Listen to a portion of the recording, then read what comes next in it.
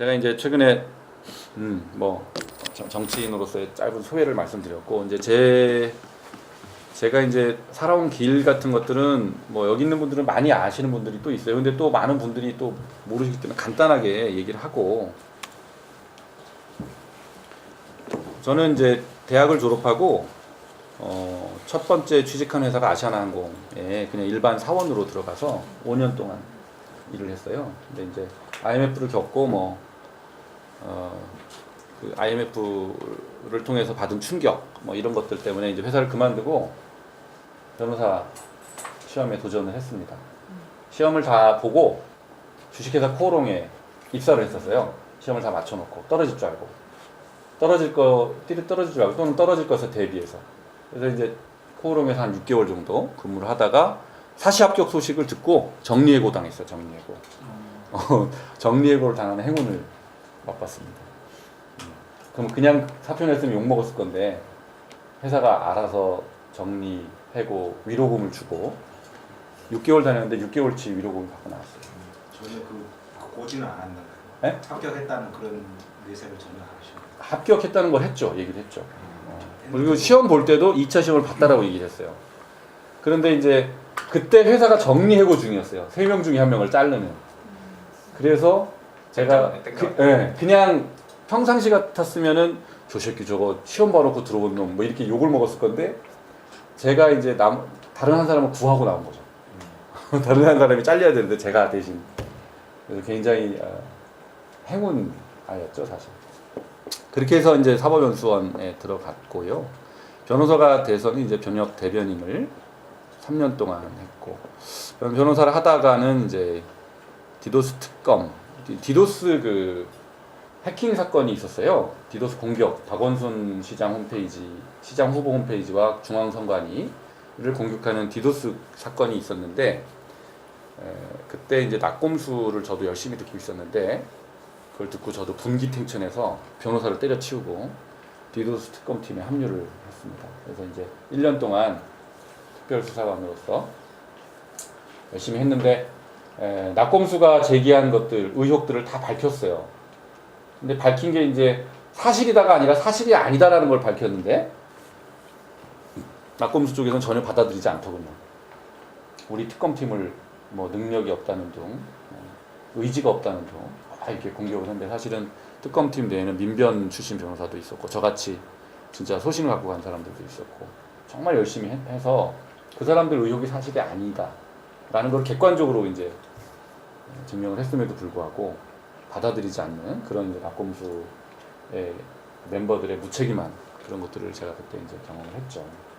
저 사람들이 굉장히 합리적인 의혹을 제기한 것도 있지만 그렇지 않구나. 이번에 세월호 때도 잠수함 충돌설 이런 것들을 거기서 나왔잖아요, 그죠? 네. 거기들 사과했나요? 안 했죠. 이제 그런 무책임한 문제 제기에 대해서도 그때 이제 저도 같이 체험을 했었죠. 그리고 이제 국민의당 창당 때 그때 이제 합류를 했었고요. 그 전에 사실은 천정배 장관이 했던 국민회의에 제가 합류를 해서 정치를 시작을 했고, 국민의당이 합당을 하면서 국민의당 대변인으로 활동을 했습니다. 서강대 법전원에서 학생들을 가르치기도 했고, 국민의당의 지금은 이제 최고위원이고요. 현재 아파트 특별위원회 위원장을 맡고 있습니다. 이 강호의 소속 변호사이기도 합니다. 이런 거 아세요? 제가 1대100 우승을 했었습니다. 5천만 원을 탔죠. 책도 내고. 이런 것들은 이제 제가 했던 그 소비자를 위한 기획 소송들을 제가 변호사를 하면서 해왔었습니다. 이제 제일 첫 번째로 했던 사법연수원 때, 우리 이제 여기 있는 박찬은 우리 대표 변호사하고 저랑 사법연수원 동기인데요. 연수원 다니면서 이제 이 신용카드사를 상대로 제가 혼자 막 붙었습니다. 그래서 이제 신용카드를 부가 서비스를 마음대로 바꾸는 관행을 처음으로 맞짱을 떴죠. 그래서 8년을 소송했어요. 8년. 그래서 이제 다 이겼지만 그 다음부터는 이제 마일리지란 무슨 문제만 나오면 제가 불려다니는 사람이 됐어요. 이거는 이제 재작년에 마일리지 제도를 건교부에서 국토부에서 바꾸는데 저도 이제 또 여기 껴가지고 이런 걸 바꾸고 그랬습니다. 그래서 이때도 또 많이 바꿨어요, 제도를. 그리고 이제 변호사 하면서 이제 마일리지 소송 이외에도 데이터 해외 로밍 요금 폭탄 사건들이 많이 있었잖아요. 로밍 자동 로밍이 돼갖고 막 100만 원씩 나오고 막 이런 문제가 터졌을 때 제가 그 변협의 공익소송 특위를 만들어서 이 소송을 제기해서 지금 바뀌었습니다. 제가 바꾼 겁니다. 네. 여러분들 지금 들고 나가시면 이게 선택하게 돼 있잖아요. 네. 그때 이제 이 소송을 계기로 해서 바뀐 거죠.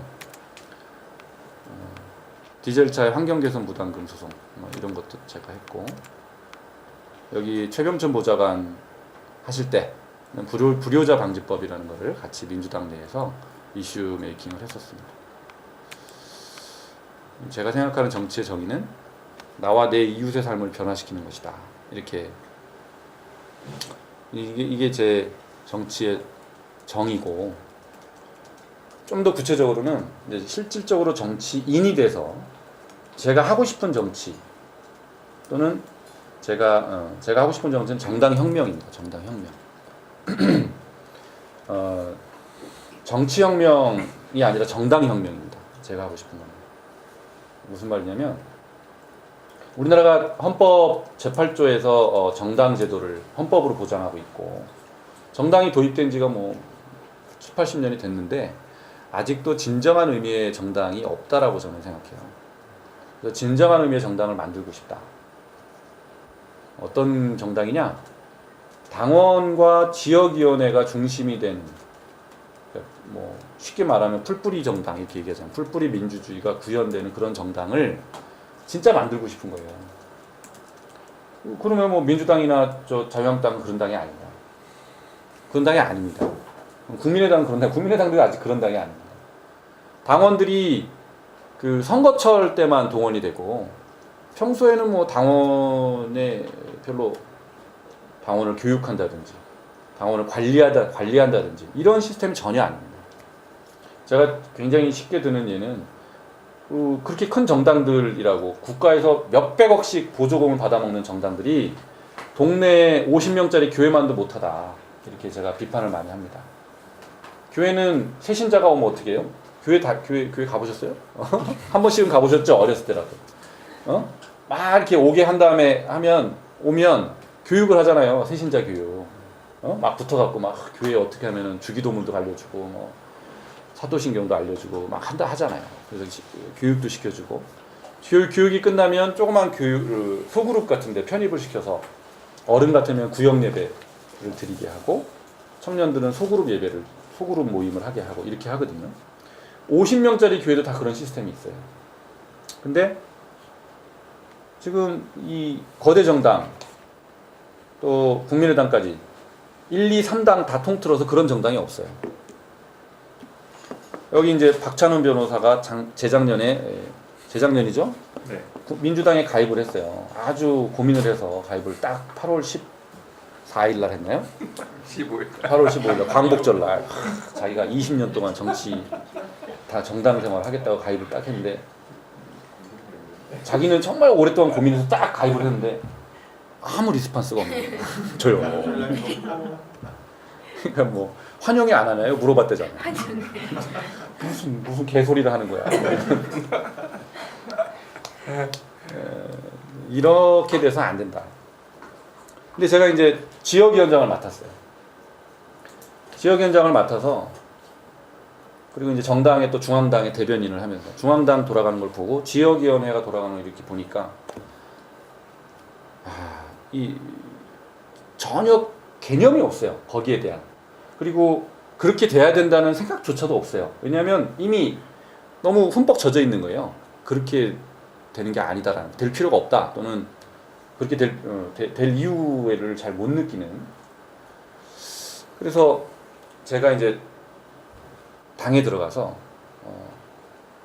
제가 생각했던 나와 내 이웃의 삶을 변화시키는 그런 정치를 저부터 해야 되겠다. 이제 그렇게 해서 시도를 몇 가지를 했습니다. 1년 반 동안. 그게 이제 제가 변호사로서 저도 일찌감치 전 정치 해요. 그런 기획 소송들을 통해서 저와 제 이웃의 삶을 변화시켰죠. 작지 않은 변화들을 만들어냈습니다. 근데 이제 그게 너무 시간도 오래 걸리고, 야, 이게 국회의원이었으면 뚝딱 할 일을 이렇게 변호사로서 하려니까 너무 힘들구나라는 걸 이제 생각해서 제가 이제 정치를 하게 된 동기인데요. 정치도 이제 그런 연장선상에서 저는 이제 소비자 전문 변호사였기 때문에 정치 소비자들을 만족시키는 그런 정치를 하는 게 제 목표고, 말만 해서는 안 되니까 그거를 첫 번째로 이제 한 실험이 이제 아파트 특별위원회였습니다. 아파트 특별위원회. 그래서 우리 국민의당에 처음으로 정당 사상 처음으로 만들어진 거예요. 어서 오세요. 네. 처음으로 아파트 특별위원회를 만들었는데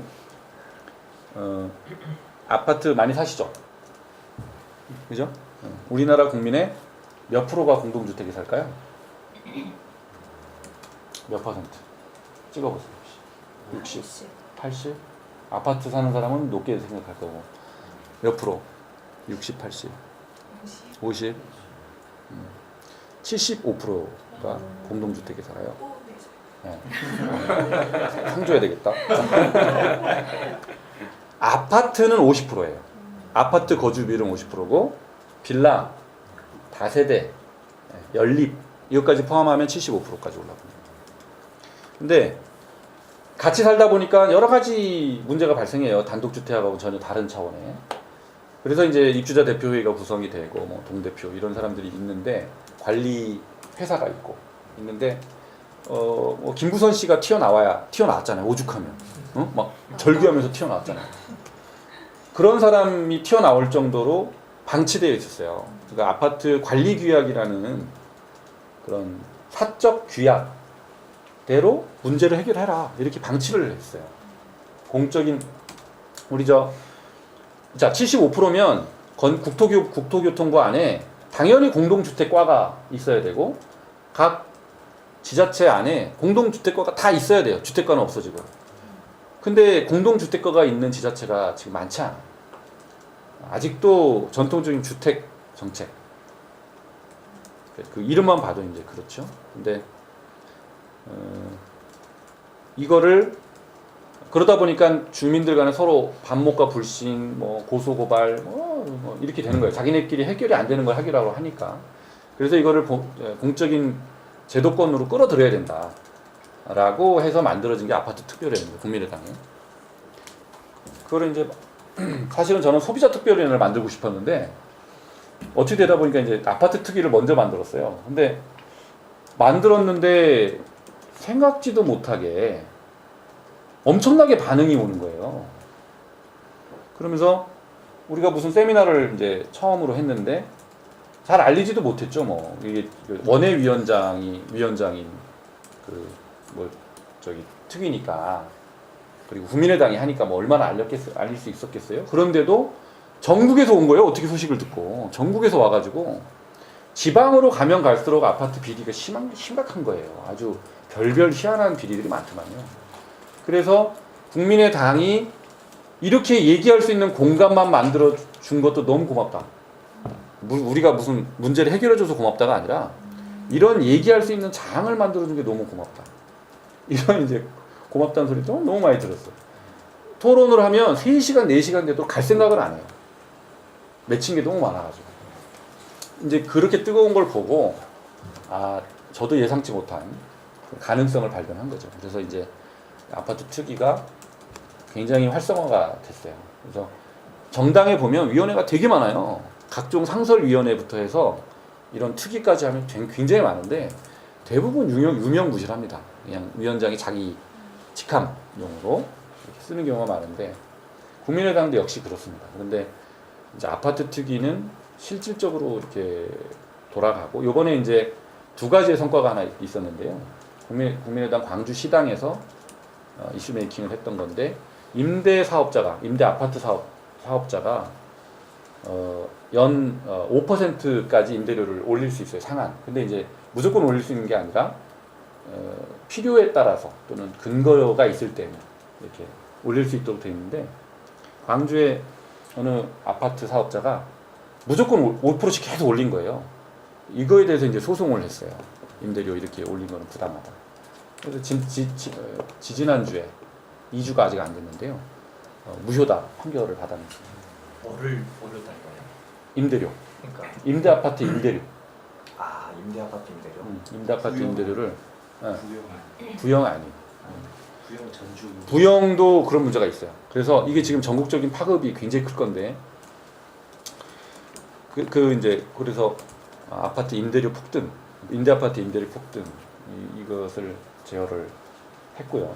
그다음에 이제 두 번째로는 30평대 아파트에 대해서 부가세, 관리비의 부가세가 올 말로 부과될 예정이었어요.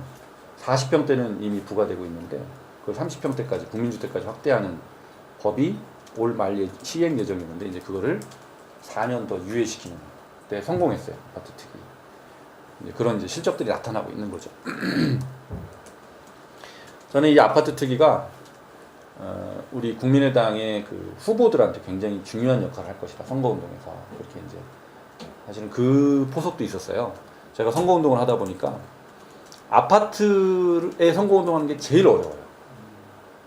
시장에 가면 사람들이 있고, 뭐 단독주택은 근데 사람이 밀집해 있기 때문에 잘 안 가요 거기는. 근데 이제 아파트는 사람이 많이 살잖아요. 근데 가서 보면 사람이 없어요 항상. 선거운동하러 가보면 사람이 없어요. 후보들의 100이면 100 다 하는 소리가 그거예요. 아파트 선거운동 제일 힘들다. 가서 뭐 정치 얘기해봐야 관심도 없고. 그런 사람들한테 아파트 특위가 아파트 이슈를 갖고 어떤 일을 하는지를 얘기를 하면 쫙쫙 먹힙니다. 쫙쫙. 그렇지 않겠어요? 특히 동대표 회장들이나 이런 사람들은 아파트 이슈를 다 알고 있기 때문에 이런 것들을 국민의당이 했다라고 얘기를 하면 굉장히 호응이 좋습니다. 그래서 이제 이 정치 전략적으로도, 그러니까 이제 선거용 전략으로도 굉장히 좋은 툴이다.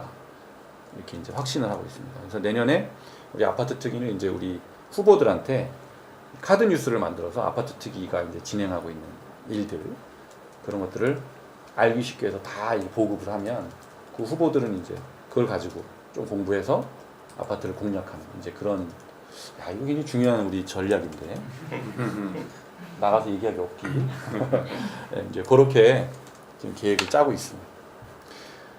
그래서 이제 아파트 특위가 성공적으로 이렇게 정착이 잘 됐고, 우리 당에서 아마도 이제 제가 최고위원 될 때 그 아파트 특위를 우리 당의 대표 브랜드로 만들고 싶다 이렇게 공약을 했었어요. 그래서 민주당의 을지로위원회가 이제 굉장히 많이 성공을 했잖아요. 따지고 보면 을을 꼭 위한 위원회는 아닌 게 많거든요. 근데 이제 워낙 이미지가 아주 강력했죠. 그래서 대표 브랜드가 됐는데, 국민의당의 브랜드는 아파트. 75%가 아파트 공동주택에 산다니까요. 이 문제 해결하면 대통령 돼요. 집권할 수 있습니다. 통신요금과 아파트, 하나 더 나가면 자동차, 이런 이슈들 잡으면 저는 그 당이 집권할 수 있다. 정책으로. 그렇게 이제 확신합니다. 그래서 이제 그런 걸 통해서 우리 당에 저보다 정치 선배들이죠. 선배들한테 어필을 했죠. 이런 거 합시다.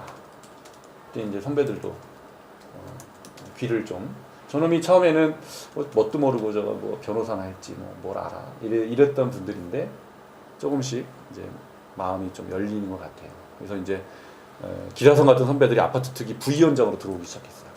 자기가 지역위원장들 하는 사람들이 부위원장으로 들어와서 명함에 아파트 특위 새기고 싶다 이런 이제 반응들이 많이 옵니다.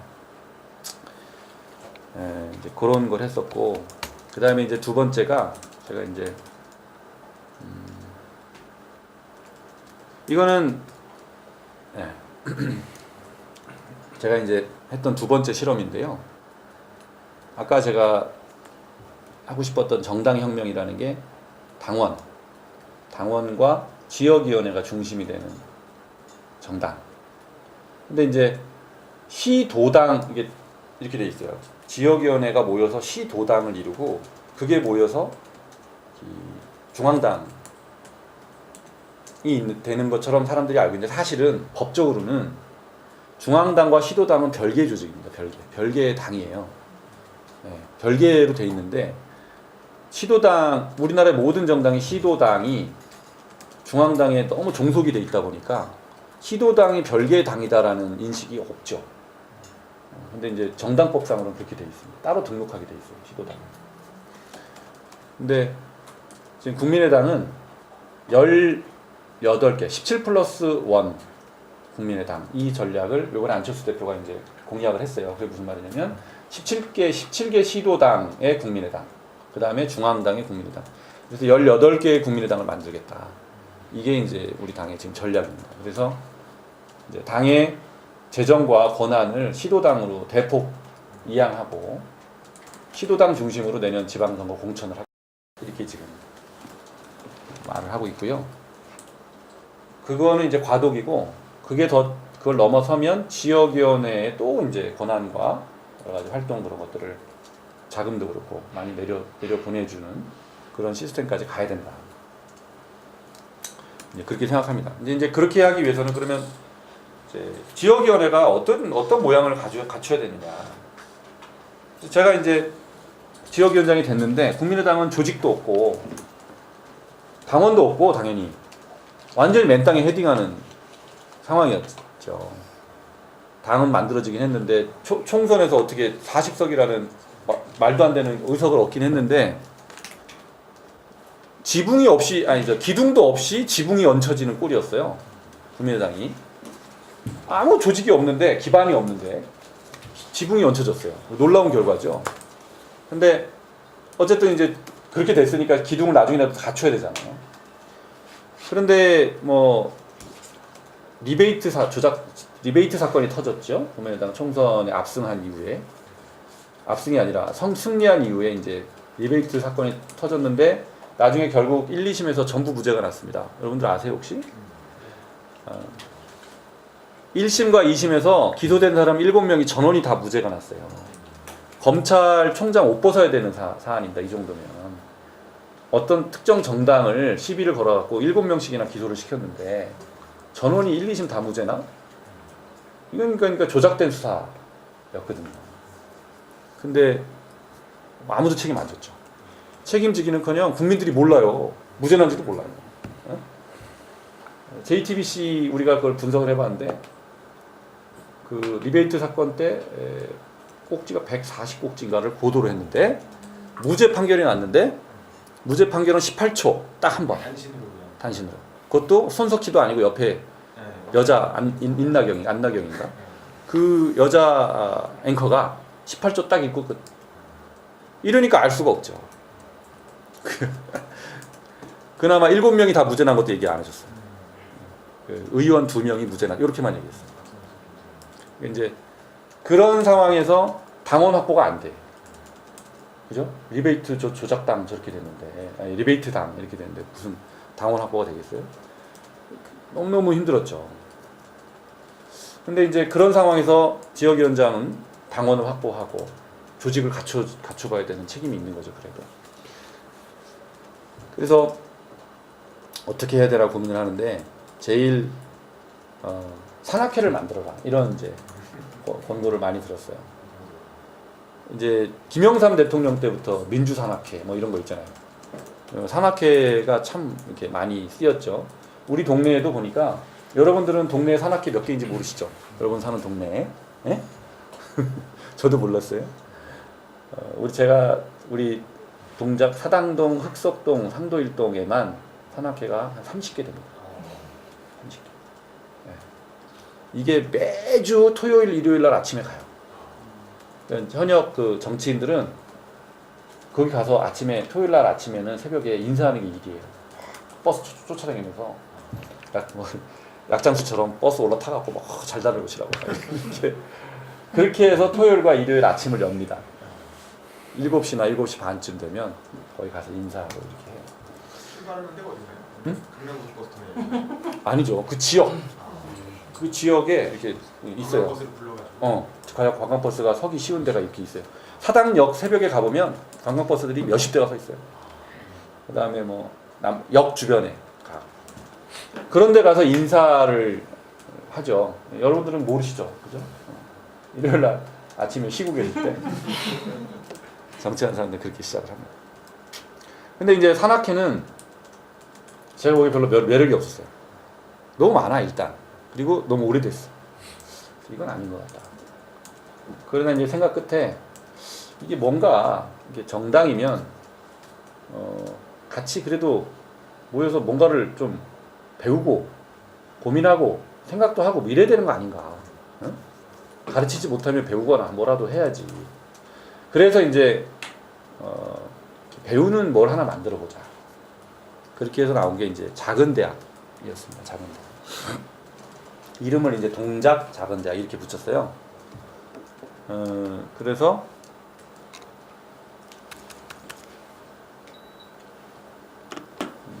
페이지다. 이제 제가 여기에 우리 요번에 이제 작년에 1기를 시작을 했어요. 1기를 작년 가을에, 그리고 올 봄에 2기, 지금 이제 3기. 요번에 3기의 전단지입니다. 저게 보시면 8주로 돼 있고요. 8주 과정으로 돼 있고, 이제 1, 2기는 10주 과정이었는데 요번에는 이제 8주 과정으로 좀 단축했고, 저렇게 제가 이제 그 10년 정도 방송 생활을 하면서 같이 교류를 나눴던 그런 사람들을 우리 주민들을 위해서 좀 재능력을 기부해 달라 이렇게 바짓가랑이를 붙들고 아쉬운 소리 해가면서 이제 모십니다. 저렇게 강사들을 모시고 강사들을 구성하고 하고, 대신에 이거는 이제 유료예요. 그래서 저희는 강좌당 9,000원 정도 꼴로 받아요. 그래서 이번에는 이제 7만 원 정도를 받습니다. 7만 원을 받고 3기 때부터는 옆에 교회를 빌렸어요. 그래서 이제 교회에서 원래는 우리 제 사무실에서 했는데 사무실은 한 30명만 돼도 너무 좁아가지고 교회를 빌려서 이제 하기를 시작했습니다. 3기 이거를 이제 다 들으면 저기 왼쪽에 보시면 이제 조그만 사진 뭐 있죠. 저게 이제 학사모를 쓰고 졸업 사진을 찍는 거예요. 수료식 때. 수료를 할 때 그 학사모 학사 가운을 딱 입고 졸업장도 드립니다. 졸업장도 드리고 진짜 대학 졸업을 하는 거예요. 저렇게. 이제 평균 연령이 한 5, 60대 되는데 5, 60대 분들이 대학을 못 가신 분들이 훨씬 많겠죠. 그죠? 그분들은 자기 자식들은 이제 대학을 다 가르쳐 갖고 자식 졸업식 때 가서 이제 자식 거 이렇게 빌려 써보고는 해봤지만 자기 거 가운과 학사모를 써보는 거는 특별한 경험이겠죠. 이게 이제 감동하고 굉장히 이제 좋아하세요. 아주. 그리고 이제 대학을 안 나온 분들은 대학 동창회에 가보는 게 소원일 거 아니에요. 대학 동기가 있는 게 또 소원이에요. 남들 대학 동창회 간다, 대학 동기 뭐 대학 나온 사람들은 쉽게 얘기하지만 그거를 경험하지 못한 사람들한테는 굉장한 컴플렉스고 한이거든요, 그게. 근데 이제 이 사람들은 대학 동창생이 생기는 거예요. 그리고 한 달에 한 번씩 대학 동창 모임도 하고 이제 그런 소소한 즐거움들 그런 것들을 드리는 거죠. 그래서 이제 1기 동창회가 구성이 되고 2기 동창회가 구성이 되고 이제 3기도 이제 구성이 되고 이렇게 해서 이게 이제 저한테는 제 지역 조직이 되어가고 있는 겁니다. 그래서 몇 명 정도 졸업했어요? 1기가 37명, 2기가 33명, 3기도 한 그 정도. 그래서 이제 이거를 여러 가지 고민 포인트가 있었어요. 보시면 이게 이제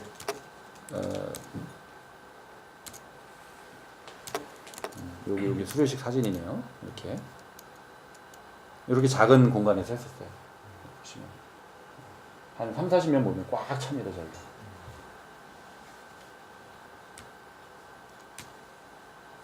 이건 2기였네요. 2기 때. 저도 그래서 강사 중에 한 명으로 들어가서 하는데요. 이렇게 끝나면 여기 옆에 있는 저 방정의 교수가 총장입니다. 이 대학의 총장. 승진하셨네요. 장신부로 많은 총장입니다. 자기 학교에서는 총장을 못 하는데 여기 와서는 그래서 총장을 제가 시켜줬어요.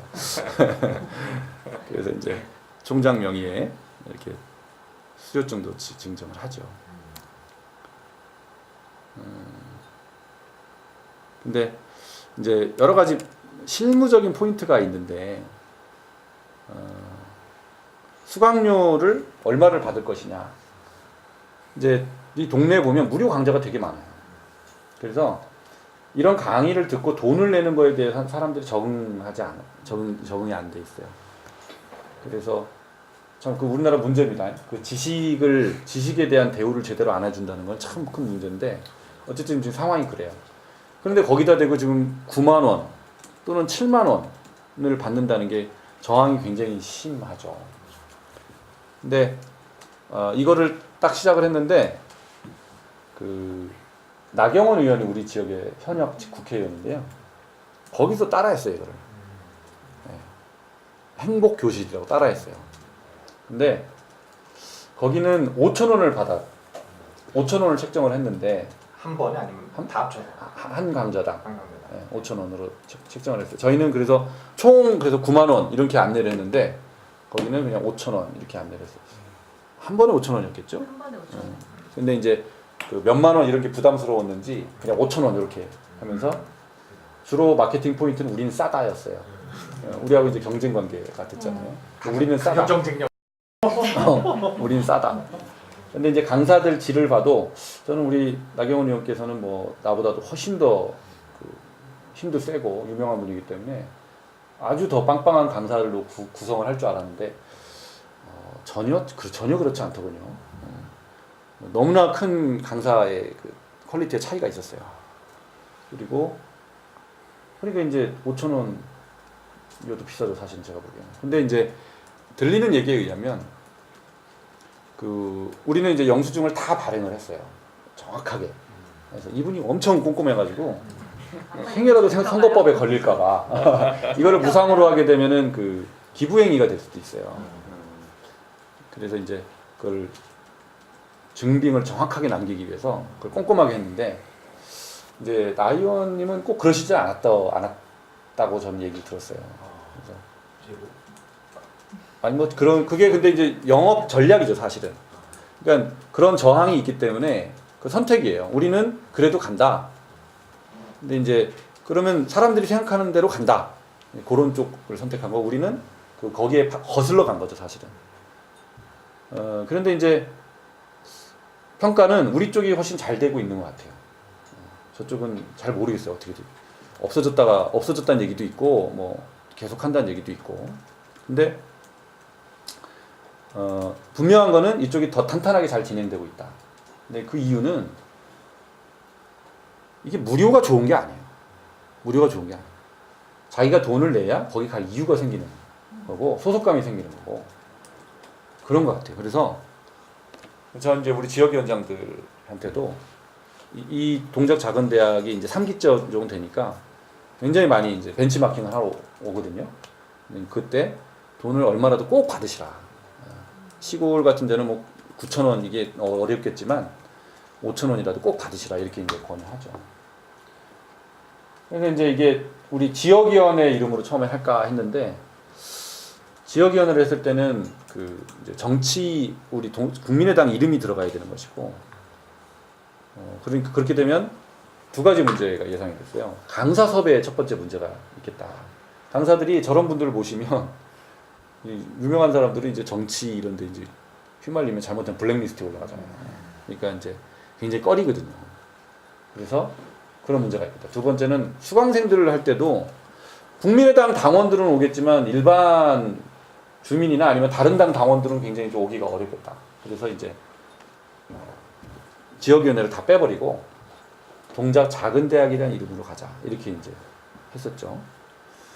그랬더니 이제 똑같이 우리 나경원 의원도 그런 식으로 진행을 하더라고요. 같은 고민이 있었겠죠. 그래서 이제 이런 고민들을 해서 이게 이제 사실은 매뉴얼이에요. 매뉴얼. 여러 지역 우리 국민의당 지역위원장들이 이 작은 대학을 좀 자기네들도 하고 싶다. 근데 매뉴얼을 달라 그래서 이제 저희가 만들어 본 거예요. 저희 고민 포인트와 뭐 우리가 생각했던 것들 내용들을 좀 해서 만든 건데, 근데 이걸 했더니 이제 우리 국민의당에서 1회 때 1기 때 1회 강사가 안철수 대표였어요. 그리고 2회 때는 1회 강사가 김경진 의원. 김경진 의원이 뭐였죠, 별명이? 스카 의원. 그때 스카 의원으로 한참 떴을 때거든. 김경진 의원 모셔다가 이제 그렇게 하면서 이게 국민의당의 어떤 칼라구나라는 거를 이제 알려줬죠, 사람들한테. 그러고 이제 김미경 교수를 특강 강사로 모셨어요. 그랬더니 이 두 부부가 집에 가서 작은 대학 얘기를 한 모양이에요. 그래서 이제 작은 대학이 안철수 대표가 꽂혔어요. 그래서 제가 이제 최고위원이 됐는데, 최고위원이 된 다음에 작은 대학 얘기를 계속 하시더라고요. 그래서 저보고 정치 연수원을 좀 맡아달라. 그렇게 얘기를 하시더라고요. 그래서 제가 이제 정치 연수원 담당 최고위원이 됐어요. 그래서 이제 이 작은 대학을 전국의 지역위원회에 보급할 수 있는 툴을 만드는 게 이제 제 지금 목표입니다. 그래서 이제 이걸 했더니 우리 금산 지역구의 지역위원장이 전화를 했어요. 야, 여기는 인삼이 많이 나니까, 그리고 자기가 이제 한약 박사인데 인삼 대학 아카데미를 만들고 싶다. 뭐 이렇게 해서 여기 이제 지역 특화 형태로 이렇게 많이 확산이 될 예정이고요. 그다음에 이제 작은 대학이 플랫폼이 될 수 있다는 걸 깨달았어요. 그래서 이제 교양 아카데미를 일반 주민을 상대로 하지만 청년들 상대로 청년 아카데미를 할 수 있고, 자영업자들을 상대로 자영업자 아카데미를 또 4주나 4주 과정 정도로 이렇게 편성을 해서 하면 좋겠다. 그래서 이제 지금 계획을 하고 있습니다. 그래서 그렇게 이제 주민들이나 당원들을 교육하는 그런 플랫폼으로 이를 쓰면 매우 좋겠다. 이제 이런 공감대가 형성이 돼서 지금 이제 우리 국민의당 정치연수원에서는 이 툴을 지금 만들고 있습니다. 이거를 보급할 수 있는. 그래서 우리 국민의당의 각 지역위원회에 이게 한 반 정도, 우리 253개, 254개의 지역위원회가 있어요, 전국에. 그 중에 한 120개 정도만 보급을 하면 국민의당은 명실상부한 진짜 풀뿌리 정당이 될 수 있다라고 저는 생각합니다. 그래서 이제 제가 했던 아파트 특위와 그건 이제 중앙당 차원에서의 전국 조직을 갖추어서 민생을 해결하고, 그다음에 그런 이제 비슷한 위원회를 몇 개, 한 2-3개 정도 저는 집중 지원을 해갖고 이제 구축을 하려는 생각 갖고 있고, 그다음에 이제 이런 지역위원회 프로그램들을 또 한 2개 정도 해서 이제 특성에 맞게 할 수 있도록, 이렇게 되면 우리 국민의당은 확연히 다른 정당이 될 수 있다라고 저는 확신합니다. 그래서 이렇게 되면 단기적으로는 잘 모르겠어요. 내년 지방선거에 이게 얼만큼 좋은 유익이 될지 모르겠지만, 지방선거에서 우리가 살아남기만 한다면 국민의당은 장기 생존의 그런 길로 들어설 수 있다라고 저는 정말로 확신합니다. 그래서 이 두 가지를 가지고 제가 최고위원회 출마했어요, 이번에. 근데 이제 최고위원회 제가 출마를 갑자기 하게 됐는데, 제가 이제 몇 분한테 상의를 했어요. 그 어른들한테.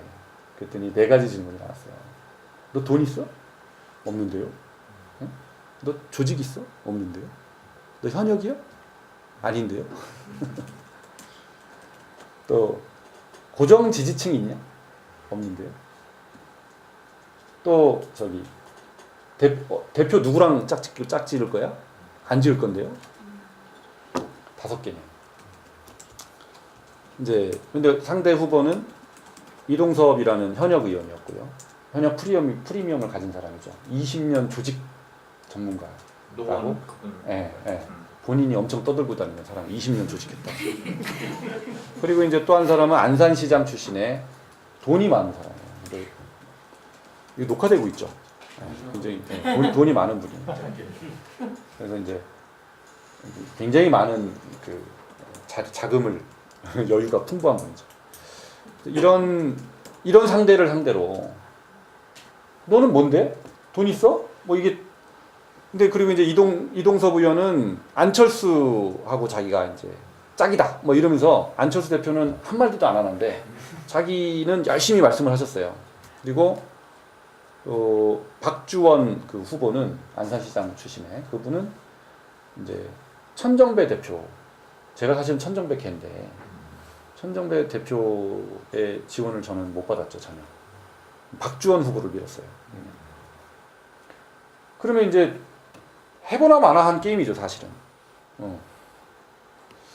야, 그러니까 저는 이제 처음에는 굉장히 자신감 있게 나갔는데 이게 중반 넘어서고 보다 보니까 이제 제 누구랑 같이 했냐면 제가 선거를 우리 지역위원회에서 같이 저를 도와주는 분들 대여섯 분이랑 했어요.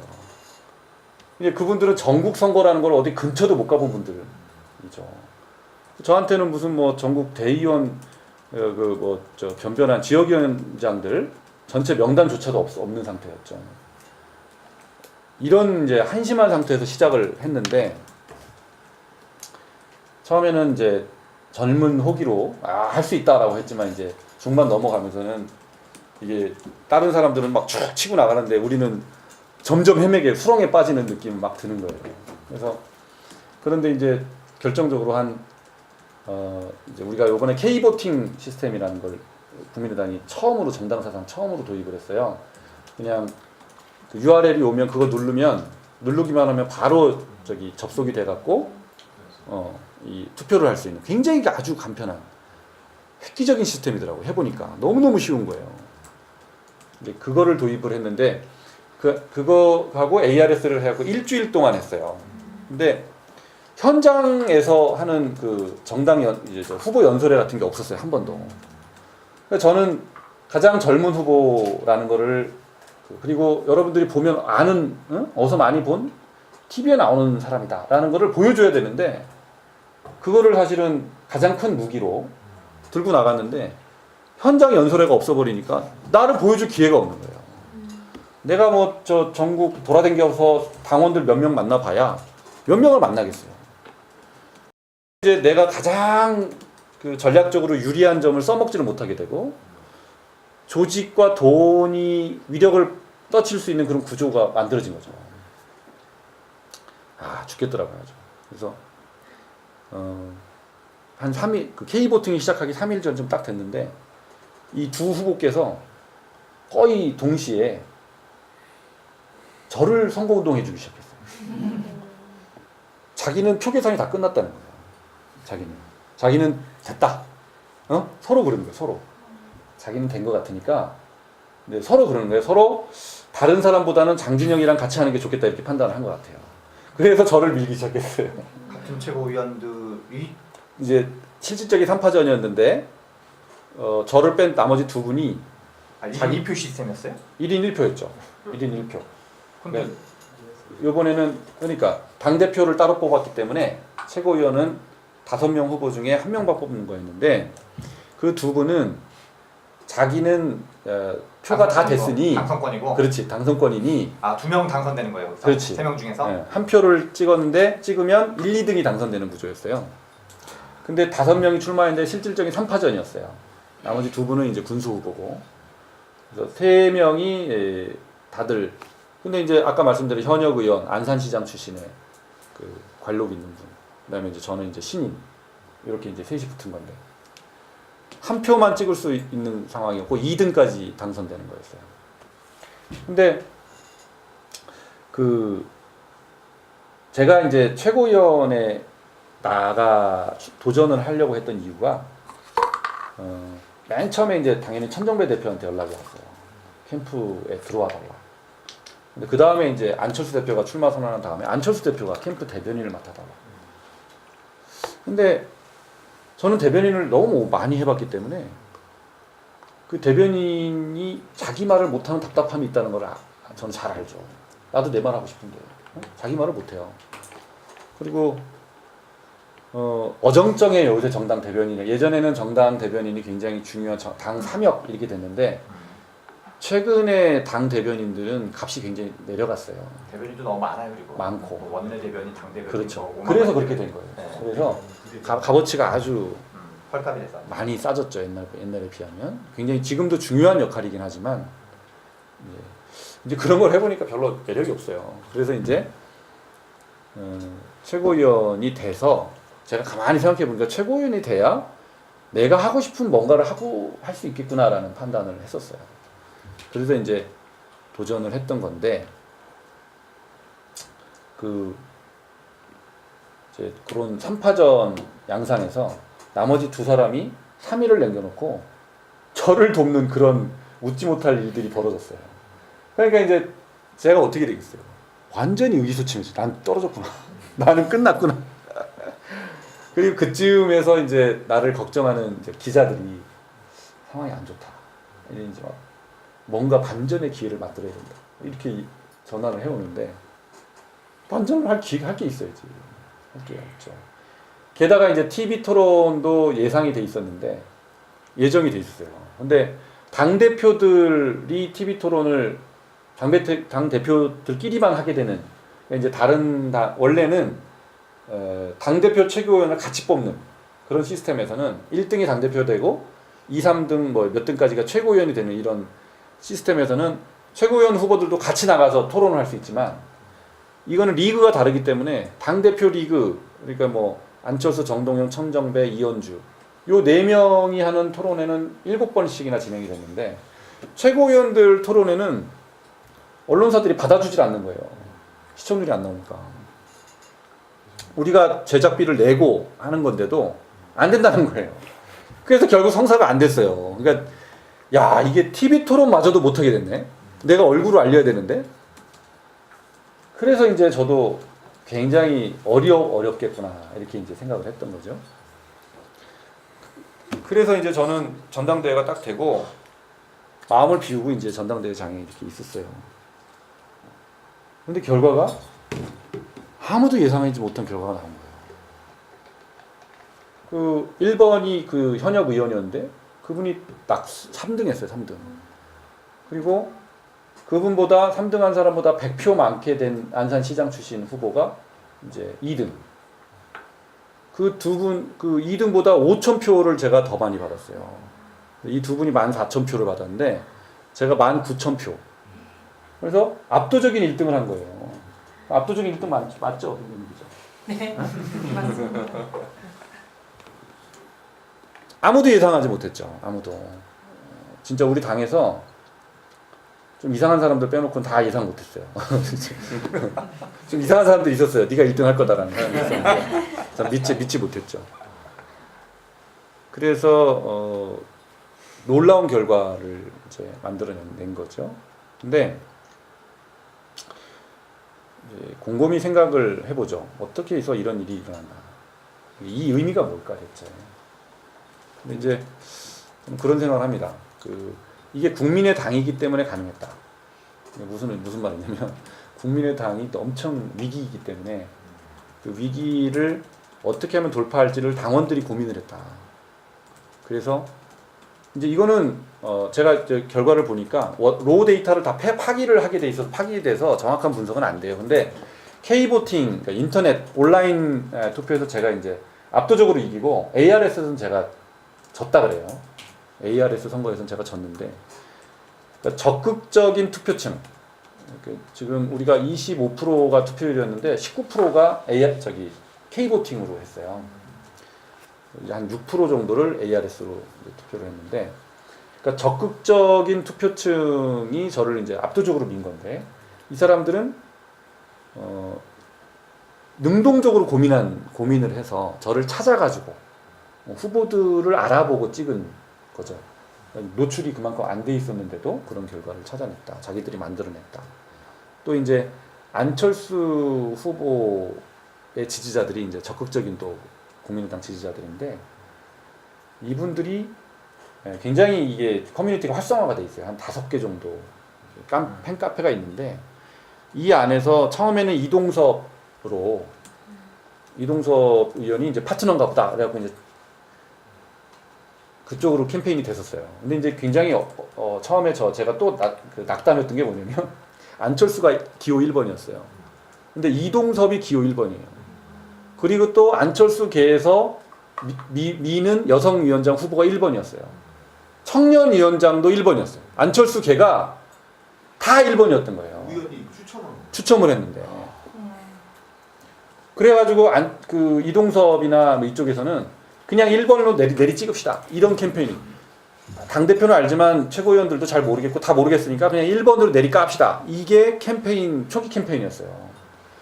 그러니까 근데 저는 4번 뽑았거든요. 이게 죽음의 4번. 야, 이게 진짜 속수무책인 거예요. 이게 1번으로 내리 깝시다. 우리 지방선거에서도 그냥 쭉 저기 서울시장 후보부터 내리 이렇게 긋잖아요. 그거 당하기 어렵거든요. 그랬는데 이동섭도 마침 이동섭 후보도 그냥 뭐 그 캠페인을 한 거지. 1번 1111 찍읍시다. 이게 다 안철수계다. 뭐 이렇게. 그런데 처음 그 다음에 이제 하나가 장진영이나 천정배계다.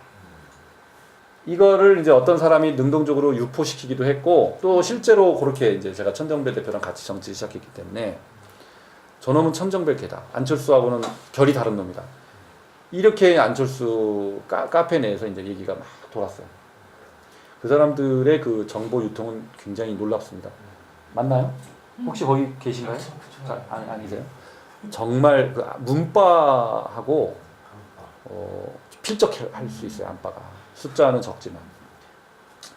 근데 이 사람들이 중간을 넘어서면 이제 두 가지 변수가 생겼는데 이 ARS 투표 때는 기호를 안 쓰는 걸로 선관위에서 결정을 했어요. 기호를 왜냐면 이게 후보 순서를 1, 2, 3, 4대로 ARS 불러주지 않고 무작위로 그러니까 4번도 맨 처음에 찍을 수가 있는데 그렇게 되면 어떤 문제가 있냐면 기호 4번 장진영을 희망하면 1번을 누르세요 이렇게 되는 거예요. 그러니까 이제 혼동이 오는 거야. 4번은 4번 1번? 이렇게 되니까 그래서 이제 ARS 때는 아예 기호를 빼버리자 이렇게 된 거예요. 그냥 후보 장진영을 원하면 1번 이런 식으로 그렇게 바뀌었어요 제도가. 그래서 이제 1111 요 공포에서 조금 벗어날 수 있었게 됐고 더 중요한 것은 안철수 그 팬 카페에서 이동섭 후보가 우리 편이 아닌 것 같아. 우리가 좋아하는 안철수한테 그닥 도움이 안 되는 것 같아. 이런 이제 평가들이 그 안에서 굉장히 빠르게 확산이 됐어요. 거기다가 이제 제가 천정배계라는 게 있었는데 안철수 후보 그 지지자들이 엄청 와서 물어보는 거예요 저한테. 너 대체 누구야? 너 정체를 밝혀봐 막 그러는 거예요. 그래서 저는 계속 일관되게 나는 어느 후보의 후광에도 기대지 않겠다고 선언을 했다. 그게 제 출마 선언문에 나옵니다. 나는 오로지 내 힘과 능력으로만 승부를 보겠다. 후보에게 기대지 않겠다. 대표 후보에게. 이제 이렇게 선언을 해놓은 상태고 그것을 이제 일관되게 이렇게 견지했어요. 근데 이제 하는 사람들은 너 그러면 안 된다. 안철수 후보를 너도 표방을 해라. 그러면 틀림없이 된다. 이렇게 이제 압박이 굉장히 셌죠. 근데 이제 아까도 말씀드렸지만 저한테는 불리한 요소들이 너무 많았잖아요. 가진 것도 없고. 고민이 안 됐겠어요. 근데 막판에는 오기도 들고 아이씨 뭐 떨어지면 떨어지는 거지. 내가 약속한 소신을 그렇게 버리고 싶진 않다. 그런 생각, 그렇게 이제 마음을 다시 다잡고 밀어붙였죠. 근데 이제 안철수 후보 안팬 그 회원들이 그런 것들을 본 것 같아요. 그래서 그 사람들 안에서 급속하게 장진영을 찍자. 이렇게 1411 이 캠페인이 벌어지기 시작했어요. 1411. 나머지는 다 11인데 최고위원만 4번 한다는. 그게 이제 많이 확산이 됐고 결과적으로는 이제 그게 결정적이었던 것 같다 이렇게 생각을 합니다. 그래서 국민의당이 위기였기 때문에 이제 능동적으로 고민을 했다. 두 번째는 이제는 이제 좀 젊어져야 된다라는 그런 당원들의 요구가 있었다. 근데 그런 당원들의 요구는 국민들의 요구가 그렇게 떨어지지 않은 것 같아요. 그래서 이제 좀 젊은 정치. 그리고 국민의당 당원들 이게 근데 이제 똑같은 상황이 만약에 민주당이나 자유한국당에 있었으면은 어땠을까요? 자유한국당에서도 그저 누구죠? 류여해라는 돌풍을 일으켰죠. 예, 그분이 이제 2등을 했죠. 근데 이제 그분이 좀 아쉬운 것은 그분도 저는 아주 개인적으로 굉장히 친합니다. 근데 이제 유채고가 내 힘으로 뛰겠다라고 표방을 했으면 저는 훨씬 멋있었을 것 같아요. 근데 이제 홍준표 후보가 밀었죠. 홍준표 후보가 밀었고 그 힘이 굉장히 컸던 것 같아요. 물론 본인도 이제 굉장히 캠페인을 희한하게 잘했죠. 그래서 근데 이제 제가 굉장히 기쁘게 생각하는 것은 안철수 후보도 그렇고 저도 그렇고 백이 실력을 이기는 사회잖아요. 지금이 백으로 실력을 눌러버리는 사회인데 실력으로 백을 이기는 사회를 만들게 해달라라고 제가 당원들한테 호소를 했습니다. 저는 백도 없고 아무것도 없다. 근데 실력은 있다. 실력으로 당을 살리겠다. 이렇게 이제 했고 4번을 받은 그 핸디캡은 사즉필생이라는 그 구호를 만들었어요. 아주 좋은 워딩이었어요. 네.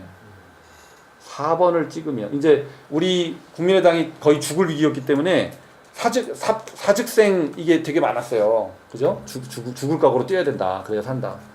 근데 이제 사즉필생이라는 거를 제가 이제 패러디를 해서 4번을 찍으면 반드시 살아납니다. 우리 당이. 이렇게 캠페인을 또 했어요. 사즉필생 캠페인을 하고. 이제 호소를 했죠. 이제 그리고 이제 당원들한테 가장 그 회심의 카드가 그림론이었어요. 그림론. 자, 여러분들이 원하는 후보 옆에 어떤 사람이 최고위원으로 앉아 있어야 그림이 되겠냐. 국민들이 원하는 그림이 되겠냐. 전당대회 다음 날 아침 첫 최고회의에 어떤 인물이 그 자리에 앉아 있어야 그림이 된다고 생각하겠냐. 이게 이제 그림론을 주장을 했죠. 이제 그런 외모론인가요? 예? 외모론. 그렇죠. 외모보다는 젊은 사람이 앉아 있어야 된다. 이런 거였죠. 젊고 뭔가 좀 새롭고 또 친숙한 얼굴이면 더 좋다. 좋지 않겠냐. 이제 이런 거였죠. 외모도 있죠 또. 그렇게 이제 어필을 했고요. 이제 그런 것들이 결국은 먹혔다. 그럼에도 불구하고 이것은 기적이다. 저는 그럼에도 불구하고 기대를 못했죠. 이거는 우리 정치 역사에서 굉장히 중요한 성과다 이렇게 생각을 합니다. 그래서 이제 많은 분들이 이번 전당대회에 의미를 꼽으라면 그 이제 장진영 최고의 1등 압도적인 1등. 몇 프로 했어요? 35%. 그 다음에 이제 우리 저 청년위원장이 아까도 얘기했는데요. 가장 그 30살이었고 31살이었나? 그랬고 나머지 후보가 전부 45세 근방의 사람이었어요. 그러니까 15년 정도 차이 나는 선배들을 3명하고 붙은 거거든요. 4명이었는데. 청년과 청년 아닌 사람끼리 청년위원장 경선했군요. 그러니까 이 친구가 캐치프레이즈가 진짜 청년이었어요. 저기는 가짜 청년이라고 그렇게 하고 진짜 청년. 근데 이 친구는 당직자 출신이에요. 당직자 대학 졸업하고 당직자로 몇 년 해본 사람인데, 그러니까 사실 내놓을 만한 경력이 없는 친구였죠. 근데 그 친구가 압도적으로 1등을 했어요. 이 친구도 압도적으로. 그래서 근데 또 여성위원장은 안철수 후보 캠프에 있었던 사람이 떨어졌어요. 그리고 더 젊은 사람이 됐어요. 청년 최고위원도 가장 젊은 사람이 됐고 안철수도 빅3 중에서 가장 젊은 사람이 됐고, 그래서 국민의당 전당대회 결과는 결론은 젊음이었어요. 젊은 후보들이 각 부문에서 다 됐어요.